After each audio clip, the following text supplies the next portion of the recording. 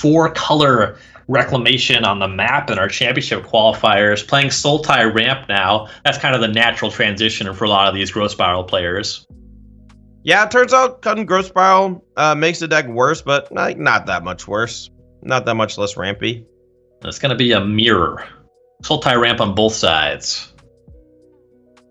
It's kind of interesting to see Hydroid Crisis come back in a really big way this weekend when Growth Spiral's gone, because you would feel like Growth Spiral enables Hydroid Crisis, but really what happens is Growth Spiral enables the other broken stuff, and now you just have to play Nisu Shakes the World like as a 2 to 4 of in every green deck, and that ultimately makes Hydroid Crisis significantly better.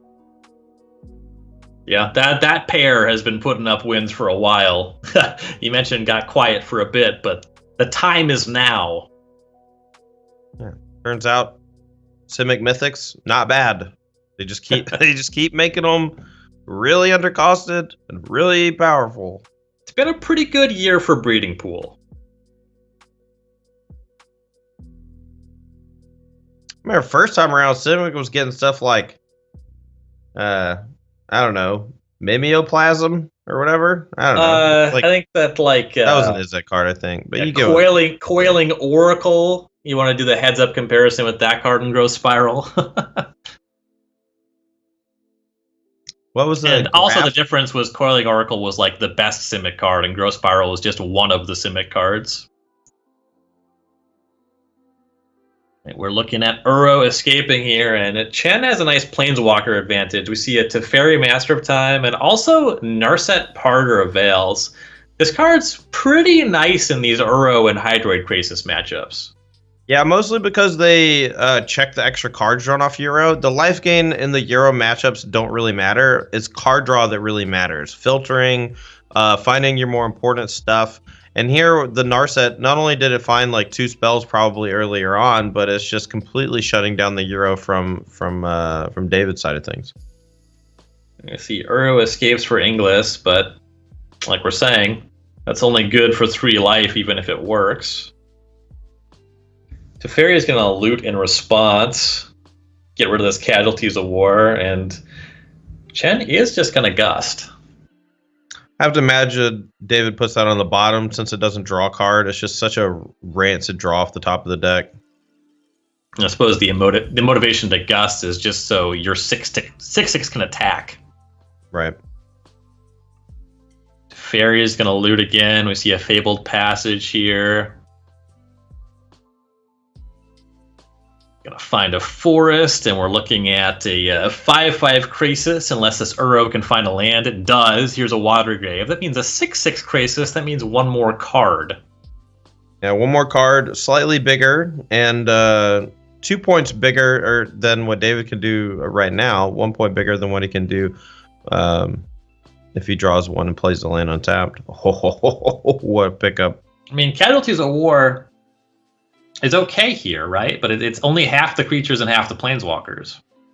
I mean, that's true, but like, what other, if there's a chance for him to get back in the game, like what else can you ask for? It starts here. It answers 2 of the 4 problems. We can worry about the other 2 problems next turn. And we will. Oh yeah, and we're also going to worry about a 5th problem. Yeah, this Ugin the Spirit Dragon in hand. That's a hot one. It's not bad. It's not bad.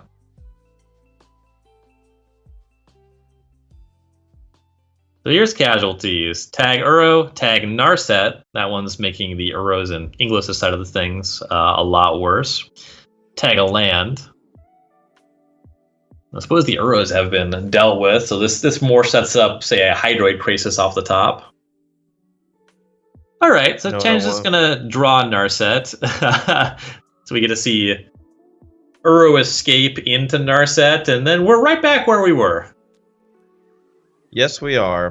What I'm really looking forward to, though, honestly, is just the time stretch off the Teferi next turn. I just want to see it. Or 2 turns from now? I don't know. +1, so I mean, you plus on the opponent's turn, plus on your turn, and then you can -10 on their turn? Yeah. I don't think there's that much game left over necessarily. As Inglis draws Thought Erasure and is facing down lethal damage on the table. Darn. Take a look at the hand, because we do still have a game number 3. Maybe you can learn some sideboard information there. Yep. Oh, looks like they sided in the 8-drop in the ramp matchup. Or whatever, you know? Opponent has the hate cards for the colors of cards in my deck. All right, makes sense. We'll go to game number 3. Interesting to note, there are no main deck copies of Narset Parter Veils, so those 2 that were drawn were sideboarded in, and they were quite good. I like it. Now, that card can be quite vulnerable. If you play against the red deck, for example, you feel a little silly tapping out for that when your opponent just Ember Cleaves you to death and you don't have mana up, you know? Right. But having it for these matchups where it does come in clutch makes a lot of sense. Yeah, it's one of those cards that's just so rancid against aggro decks, but against like other Euro strategies or control or whatever, just preventing your opponent from drawing cards while finding an answer or 2 is just so potent. Such a worthwhile investment for 3 mana, you know? I don't know if or when we're ever going to see somebody attempt the card again, but I know every time that I try to play Arclight Phoenix in Standard, I just run right into Narset. I just did that thing where someone says something that makes you remember a memory and you bug eye. Because you said that, and I immediately thought about the last time that I drew Finale of Promise against Fair Time Raveler when I was playing Is a Phoenix, and I wanted to throw up. They gave me the cards to play the things I like, and they gave my opponents the cards to make the things I like terrible. You really hate to see it. Or do you I don't even know anymore. Do I love to see it or hate to see it? I'm going to go with hate. We're underway for game number 3. Inglis is going to fire off a Thought Erasure. Talk about things you might love or hate to see. 2 Uros and a Nissa. I think this is a fairly disruptible hand. Yeah, this is a very easy take for Nissa Who Shakes the World, just because it's just like the only unique card out of the hand, and Euro is just as good, if not better, from the graveyard. Oh, wow. I am wrong, I guess. Okay, all right. Okay, buddy. Yeah, one of the Uros goes to the bin. Oh, the leftover for Inglis is a bunch of 2-mana spells, and here's a Narset Parter of Veils. Yeah, that's a nice one. That's a pretty good card. Let's get a -2. Do we get to pick up a card? Because the hand already looking pretty spicy, with multiple answers to that Nissa already rolled up, with Gust, Thought Erasure, and Agonizing Remorse. It's kind of interesting. David actually kind of wants to draw land next turn so that he can play 2 spells. If he is unable to play 2 spells, there's going to be one window for Gregory to actually resolve some meaningful card next turn, but there it is. That's going to shut the door because that's going to allow him to hold up Ether Gust next turn. Yeah, Evergrown Tomb means you can use discard spell and leave up Ether Gust, so you can handle the Nissa in hand without worrying about one off the top of the deck. Maybe this is why he left the Nissa Who Shakes the World in hand, because he knew he was going to cast the other Thought Erasure later on, and there was a guaranteed snipe. But that Agonizing Remorse now looks a little bit worse, but you know, that's kind of always been the case. It's fine. Can still tag a Euro from the graveyard at some point, right? Inglis actually thinking about tap land, goes with Triumph. He's not going to leave up Gust on this turn. I suppose the Uros can't escape yet. And even if they could, they don't draw a card. Yeah, and Krasis doesn't draw a card either. So, I mean, this has to just be a 3/3 and hope that there's no removal spell from the opponent. I mean, that's such a big ask. And it's just going to go so downhill for Gregory. Well, Inglis just found Eliminate off a Narset, so that Krasis is just not going to do anything. Right. Not only is it not going to do anything, but he's going to be able to deploy Nissa Who Shakes the World and cast the 2-mana interactive spell in addition to it. So it's just like a huge swing turn. The Narset checks all the card draw. Nissa Who Shakes the World not only gives him a huge advantage, but allows him that tempo play too with the 2-mana card after attacking for 1/2. Just passes. Going to hang on to that Krasis. Try to find a better opportunity later. But David Inglis is not looking to allow too much in the way of later. Now he may just like not gamble. There's one unknown from the other side. It's the Hydroid Krasis, but David doesn't know that. So if he casts Nissa Shakes the World, it ends up being like an Ether Gust. That might actually unlock the Euro and give him a spot to potentially get back in the game. But with a handful of removal spells, that's not even like that bad of a scenario. And I think the upside is just you win the game. So I think casting the Nissa makes a lot of sense. He had one turn to draw an Ether Gust or something. And even if he has an Ether Gust, you just go again next turn. It's fine. Yeah, and you kind of got to decide what level you thought Chen was on when he was in the tank on his own turn.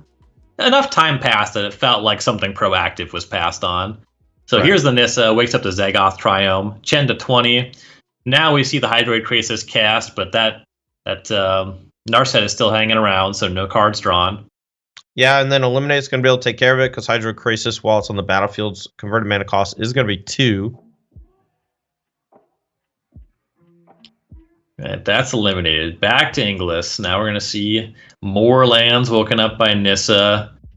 Could use both of these Agonizing Remorse just to get those Uros out of the graveyard. The first one also relevantly sees this hand of 2 islands. Yeah. No, knowing that the other side is clear is pretty good. But that Euro is just like not even really a threat. The graveyard doesn't really matter much. The card draw is locked down. You have Ether Gust. Saving the Agonizing Remorse means that next turn you actually get to potentially play it before making any other relevant decision. If you draw something that could be damaged by a counterspell. Chen picks up Watery Grave, plays that tapped over the islands. So Inglis still just on perfect information, still cranking out lands with this Nissa. Should be able to roll this up next turn. Yeah, attack for 9 here. It's going to put Gregory down to 7. I don't really see many ways out here. Even something like Casualties of War is green, so it will be hit by the Ether Gust, and that should seal it. The fact that his deck is majority green with, as far as like the potential comebacks here. Agonizing Remorse removes Uro from the graveyard. Just another Watery Grave off the top for Chen. Looks like Inglis will be advancing to 4-0 with this attack. With the win and the Sultai Ramp Mirror, this deck might be the talk of the tournament at this point. Yeah, I mean, it has basically like the highest establishment of like good cards, over the past few years. I mean, we have Nissa Shakes the World just being a dominant force in almost every game that she's been played in her tenure. In Standard, Modern, Pioneer, whatever. It's just a phenomenal card that generates a lot of extra mana, as well as applying a lot of pressure to the opponent or their planeswalkers, and occasionally just gives you the ability to just play defense for a very long time. It's just a phenomenal Magic the Gathering card, and honestly, my pick for best card in the format right now. Whether or not that changes in the future, it's entirely up to people who want to brew and try some new stuff out, but for this tournament, I'm going to go ahead and say it. I think Nissa Shakes the World is going to be a card of numero uno, and everyone else is kind of lagging behind. And Nissa looking pretty incredible, and I think we're pretty clearly, firmly still in main deck Ether Gust territory. Mm-hmm. Yeah, but that also can open up some spots for something like Mardu Winoda to come back. We've seen Mike J